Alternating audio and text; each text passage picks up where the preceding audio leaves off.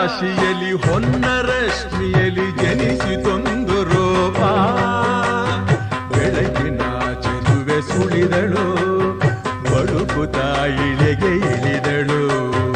ಉಷಯ ರಂಗಿನಲ್ಲಿ ಕೃಷಯ ನೋಟದಲ್ಲಿ ಕವಿಯ ಬಳಿಗೆ ಬಂದು ಪ್ರೇಮದ ನಯನ ತೆರೆದಳು, ಕಾವ್ಯದ ಒಳಗೆ ಕುಳಿತಳು.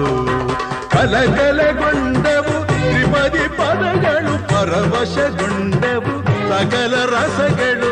ഇരുಳು ಸರಿದು ಬೆಳಕು ಹರಿದು ಕನಸು ಮುಗಿದು ಮನಸ್ಸು ಚಿಗಿದು ಸರಿಗಮಪ ಪದನಿಸ ಸಂಚಾರದಲ್ಲಿ ಮೇಘ ಬಂತು ಮೇಘ, ಮೇಘ ಬಂತು ಮೇಘ, ಮೇಘ ಕಾವ್ಯದ ಮೇಘ, ಕನ್ಯಾ ಕವನ ಮೇಘ.